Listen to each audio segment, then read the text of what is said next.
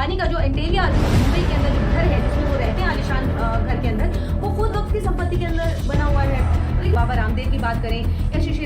शंकर की बात करें या और उन तमाम अडानी अंबानी की बात करें, करोड़ों के भाव उन जमीनों को दिया गया। लेकिन लोगों ने ईमेल यूं ही नहीं किया, जाहिर है उसके अंदर कुछ ना कुछ खामियां रही होंगी जिसको लेकर के जेपीसी के इतना हंगामा हुआ। की बात है तो ऑलरेडी उसके अंदर सरकार का पहले से ही बहुत इंटरफेरेंस है और ये नासी जब कानून आया उसको लेकर के भी लोगों ने 101 दिन तक एहतजाज किया के अंदर, और महीनों तक जब सड़कों पर बैठे रहे तो उसके बाद उस कानून पर रोक लगा दी गई। देखिए वो सारे कानून या तो मुसलमानों के खिलाफ होते हैं या वो कानून जो जिसके सिर्फ फायदे बताए जाते हैं, उसके नुकसान। आपने देखा था कि कृषि कानून को वापस लिया गया। देख रहे हैं जिस तरह जो है वक्फ बिल को लेकर के सरकार जो लाना चाह रही है, संशोधन करना चाह रही है, उसको लेकर तमाम सवाल उठ रहे हैं। सरकार कह रही है कि फ़ायदे का कानून है। जंतर मंतर प्रदर्शन हुआ, दिल्ली के बाद अब पटना में प्रदर्शन हो रहा है। कैसे देख रहे हैं, क्या सरकार पीछे हटेगी? देखिए सरकार से हमारी कोई ऐसी लड़ाई नहीं है। जो भी कानून सरकार लेकर आती है अभी 2014 बाद से, वो सारे कानून या तो मुसलमानों के खिलाफ होते हैं या वो कानून जो जिसके सिर्फ फ़ायदे बताए जाते हैं, उसके नुकसान। आपने देखा था कि कृषि कानून को वापस लिया गया, इतने फ़ायदे दिखाए गए, इतने फ़ायदे बताए गए, दिन रात उसके फ़ायदे गिनाए जाने लगे थे, लेकिन उसके बाद उसको वापस लिया गया। जब किसान धरने पर बैठे, महीनों ये धरना चला, उसके बाद इसको वापस लिया गया। इसी तरीके से सीआरसी जब कानून आया उसको लेकर के भी लोगों ने 101 दिन तक एहतजाज किया शाहीन बाग के अंदर, और वो महीनों तक जब सड़कों पर बैठे रहे तो उसके बाद उस कानून पर रोक लगा दी गई। तो देखिए आज ट्रिपल तलाक की बात करें, वक्फ बोर्ड अमेंडमेंट बिल की बात करें और तमाम उन बिलों की बात करें जिसको सरकार देश हित में बताती है या लोगों के हित में बताती है और फ़ायदेमंद बताती है, लेकिन उसके नुकसान पर ना तो गौर किया जाता है ना बात की जाती है। देखिए जहाँ तक वक्फ अमेंडमेंट बिल की बात है तो वक्फ अमेंडमेंट बिल ऑलरेडी उसके अंदर सरकार का पहले से ही बहुत इंटरफेरेंस है और सरकार के द्वारा जिस तरीके से कमिश्नर नियुक्त किया जाता है, सरकार की सारी देख रेख में, उसके संरक्षण में ये सब कुछ होता है। जितने भी जो पुरानी धरोहर है, जितने भी मॉन्यूमेंट्स हैं, जिसको कई ऐसी ज़मीनें हैं जहाँ पर वक्फ की जो संपत्तियाँ हैं उसको लेकर के कोर्ट के अंदर भी केसेस चल रहे हैं। तो देखिए अभी जो सरकार जिस तरीके से वक्फ के अंदर अमेंडमेंट करना चाहती है उसके खिलाफ लोग इसलिए क्योंकि 5 लोगों ने ईमेल यूं ही नहीं किया, जाहिर है उसके अंदर कुछ ना कुछ खामियां रही होंगी जिसको लेकर के जेपीसी के इतना हंगामा हुआ। जेपीसी पास ये जो बिल को लेकर के जो चर्चा के लिए भेजा गया और फिर जेपीसी के अंदर जो 44 संशोधनों को लेकर के जो कि नहीं सुना गया और बीजेपी का ज़्यादा मैंडेट होने की वजह से जिस जेपीसी भी बहुत सारे ऐसे लोगों ने जो जेपीसी के मेंबरान थे उन्होंने कहा कि हमारी सुनी नहीं गई, हमें सुना नहीं गया, हमारे जो सजेशंस थे उसको नहीं लिया गया। तो देखिए एक जो बिल जिसको पूरी तरीके से सरकार असंवैधानिक तरीके से लोगों पर थोपना चाहती है अमेंडमेंट करके, और ख़ास करके जो एक रास्ता खोला जा रहा है कि किस तरीके से जो वक्फ की संपत्तियों को अवैध रूप से डी नोटिफाई करा करके आपने उन लोगों को सौंपना, जिस तरीके से आप रेलवे की ज़मीन की अगर हम बात करें, हम जो सेना की ज़मीन की बात करें, अभी कुछ समय पहले आपको याद होगा कि शायद जब रेलवे की ज़मीन और सेना की ज़मीन को कई हज़ार एकड़ ज़मीनों को डी नोटिफाई करा करके और करोड़ों के भाव, बहुत से ऐसे व्यापारी हैं, चाहे हम रामदेव की बात करें या श्री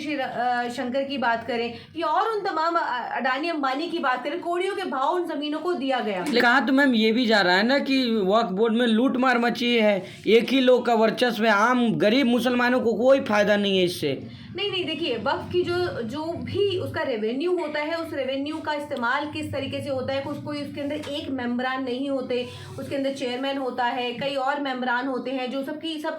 सजेशन के बाद कोई भी फैसला लिया जाता है। वक्फ की जो का रेवेन्यू आता है वो चाहे वो मदरसों की बात करें, मस्जिदों की बात करें, कब्रिस्तान की बात करें या वेलफेयर की बात करें, तो जो भी वेलफेयर, और सिर्फ ये मुसलमानों के वेलफेयर पर खर्चा नहीं होता है। आज़ादी के आंदोलन के अंदर जो सविनय अवज्ञा आंदोलन जो हुआ था, जो जिसके अंदर गांधी जी को भी कई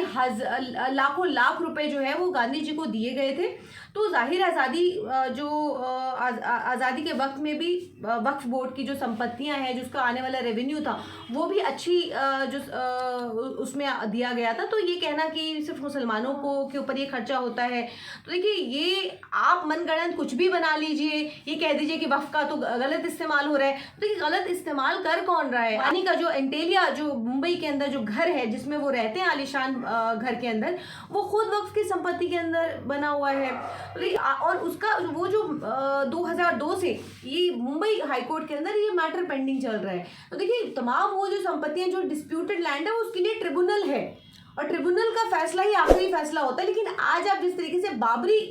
शहीद हुई और बाबरी को लेकर के आस्था के आधार पर जो जजमेंट आया और ये कहा गया कि नहीं वहाँ पर कोई मंदिर, वहाँ पर कोई मूर्ति नहीं मिली, वहाँ पर किसी तरीके का कोई मंदिर नहीं मिला, लेकिन आस्था के आधार पर आपने वो फैसला दिया, तो वो रास्ता जो है जिसको लेकर के मुसलमान। लेकिन वक्फ बोर्ड की बात चल रही है तो वो सरकार का ये तर्क है कि हम आम मुसलमानों के फ़ायदे के लिए कर रहे हैं, और दूसरा ये कहा जा रहा है कि मुसलमानों को बरगलाया जा रहा है कुछ लोगों के द्वारा, जबकि ये कानून सही है और इसमें निष्पक्षता आएगी, महिलाओं को जगह मिलेगी। दिक्कत क्या है? महिलाओं को, किन महिलाओं की आप पहले से महिलाएं मेंबर हैं उसके वक्फ बोर्ड के अंदर। देखिए अगर आप ये कहना चाहते हैं कि आप उन हिंदू महिलाओं को आप अगर जगह देने की बात कर रहे हैं तो फिर जगह देने उन तमाम वो जो जितने भी जो चाहे वो हम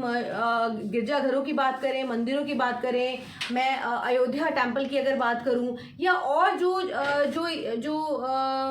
हिंदू संस्थान हैं, जो धार्मिक संस्थान हैं, उनकी अगर मैं बात करूं तो उसमें फिर मुसलमानों को क्यों नहीं जगह दी जाती है? तो वहाँ पर मुसलमान मेंबरों को भी, क्योंकि अगर आप ये इस बात को कह रहे हैं कि वक्फ के अंदर अगर हिंदू मेंबरान को अगर आप मेंबर बनाना चाहते हैं तो फिर क्यों नहीं उन जो धार्मिक और जो स्थल हैं, चाहे वो गिरजाघर की बात करें, चाहे हम गुरुद्वारे की बात करें, या और उन तमाम बड़े बड़े मंदिरों की बात करें, तो उनके उसके अंदर क्यों मुस्लिम मेंबरान को आप नहीं लेते? तो शुरुआत तो मैम कहीं से करना होगा ना, शुरुआत आप ही लोग कर दीजिए ना। नहीं देखिए हर शुरुआत ये नहीं होती है। देखिए कुछ चीज़ें रिलीजियस चीज़ें हैं, उसको देखिए उसको ये समझना ज़रूरी है कि उसके अंदर आप किसी ऐसे मेंबर को आप डालना चाहते हैं, क्योंकि सरकार का पहले से इंटरफेरेंस अगर नहीं होता, कि पहले से सरकार की देखरेख में नहीं होता, जितनी भी ज़मीनें हैं वो नोटिफाई कराई गई, जितनी ज़मीनें का एक जो, क्योंकि वक्त की जितने भी अलग अलग स्टेटों के अंदर 32 से ज़्यादा जो ऑफिसेस बनाए गए हैं, वो 32 से ज़्यादा ऑफिसेस हर अलग अलग स्टेटों के अंदर हैं। कई स्टेटों